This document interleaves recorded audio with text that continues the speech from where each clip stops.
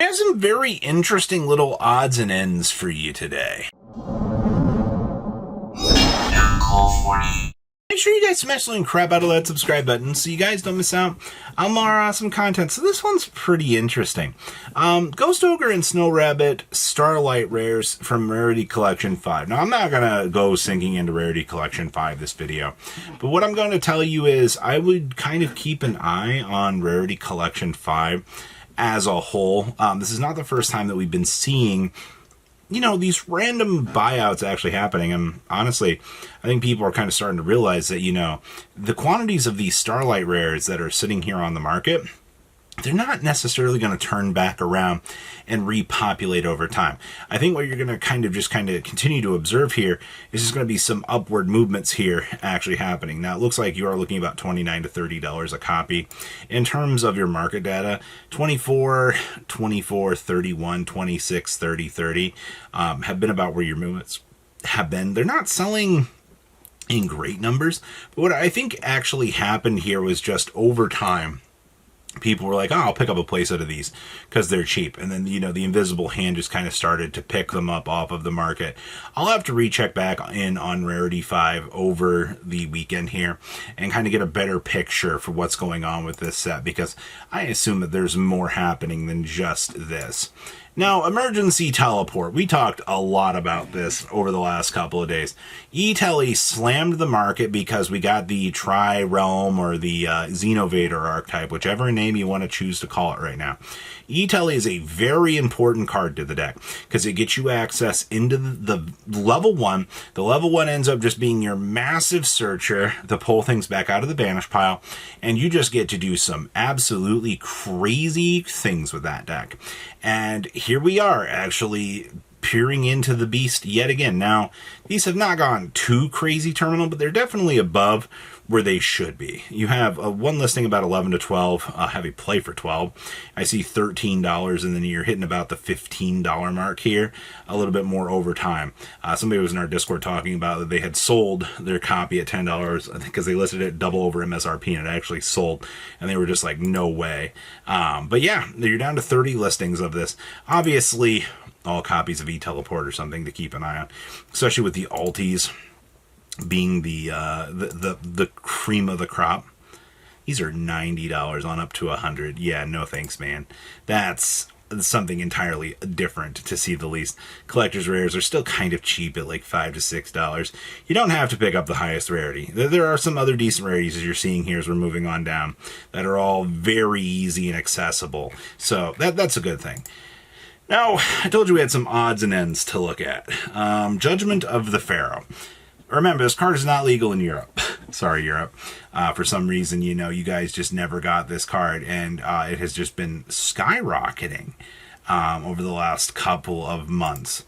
Right now, near mint copies, the last sale was actually a couple days ago at $61. That is hilarious to see. And then 60, 65, but those are for, you know, near mints. Let's take the limiter off here. It looks like you can get mod plays about $37 a piece, and then light plays are going to actually make you cry at about $58 a piece. That's more than I would want to personally spend on Judgment of the Pharaoh. Now, I mean, there's a payoff for this card, right? This card literally says your opponent does not get to play the game. All right, you get to fully shut them out of normal summon sets, flip summons, special summons, or activate monster effects. They're all just globally negated. This card, and I mean, it does partner with, you know, Yujo Friendship, which, why are there only 7? There are only 7 listings of Yujo Friendship on the market in a near mint capacity. I think that's hilarious to think about. Now, once again, we'll take off the limiter here. Does it get any better? Light play is $62, so it's a little bit more workable, but it's not in the sense of like good, because that's still more expensive than I would want to be paying. $54. One sold for $110 a couple days ago. $89.99. So one sold for $90. You mean to tell me, like, it's still, to be fair, these are like the only cards with the characters actually printed on them, because they're actually from Shueisha themselves. So just peering into this and just seeing that you have 2 cards that have the characters fully, posted on them. They've never received reprints. They're paywalled behind Shonen Jump Magazine promos.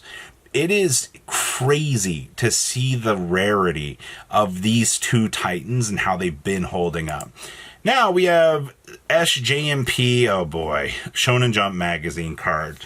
So I will tell you, there are some of these cards kind of get confusing because there's a JMPS and then there is a Jump version. I recall correctly, the JUMP version is the one that actually was released in the books, and then the JMPS were special books that were done at the Scholastic Book Fairs, if I recall. There is a little bit of a hiccup on these things. Japanese versions are still like $50, according to this. Your near mints are $83 a piece. Now, how often do they sell? Yeah, they move. It's not obviously going to be as rare, but I mean, like, it's still a Dark Magician, obviously, bump off the limiter here. You're still looking at light plays for still $50. So you're not looking at too bad here. Now this is where we shift on over. This is the JMPS version. Yes, I know. Crazy to actually see differences here. JMPS versions are $333. Isn't that crazy? But they're claiming them as near mint. There are no light play on the market. You can get a mod play for $50. I bet you these came out of whatever book they came in, and they were just absolutely atrocious. But the JMPS numbers are a little bit rare. Is that also the foil patterning looks different on these? I don't know. I think it's just the way that this version of the card actually looks. But the most subtle, dumb differences for the things that they could do are very, very interesting. Millennium Shield. $520. To be fair, these were McDonald's toys, so I can't imagine getting a near mint one of these was very easy. It looks like you had 100, 120, 100, 120, 100. It looks like these were already pushing about $100 a copy. I assume that there are a lot less. There are only 56 listings of these on the market. In terms of most recent sales, light play sold for $58. A few damaged have sold at $5, and mod play sold at $25. I'm always fascinated with this card, man. Millennium Shield, just as like the odd trinket card that it actually is, this card has always just had some weird oddities about it throughout the years. Thank you, McDonald's. Slifer, the Sky Dragon, the Annie manga promo. Ah, boy, this is, I see $90, which I guess isn't too bad considering the age for this. But I mean, I've seen these at $90 to $100 for most of their life. A near mint actually just sold at $140. Why would they overpay? That's interesting. Maybe they liked the store that they were buying it from, because that's usually what ends up happening is they're willing to spend a little bit more of the premium to buy from a store that they particularly like. Oh boy, here we go. SJMP Jump version. Here we go. These are $120. All things considered, I guess it's not like terrible. $140, $175, $240. Oh, these are a little bit more expensive than they should be right now. Okay, but also there is the JMPS version. You see what I'm saying here? Actually, is the frame updated on these? It does. Yeah, it looks like the frame is updated on these. These are 175 on LPs, going up to 300 big ones, man. $300. Wow.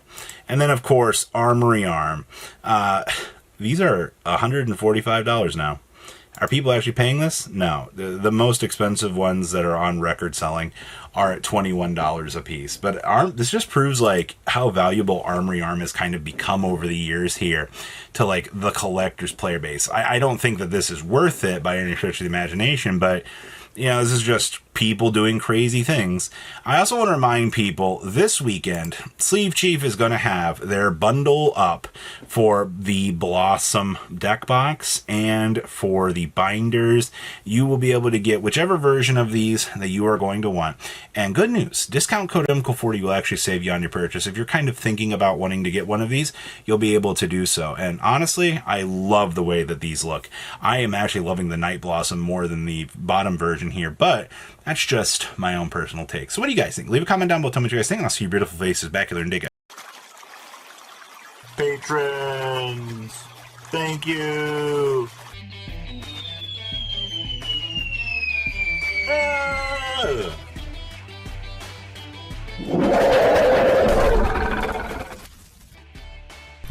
Thank you so much for watching. Check out these other videos.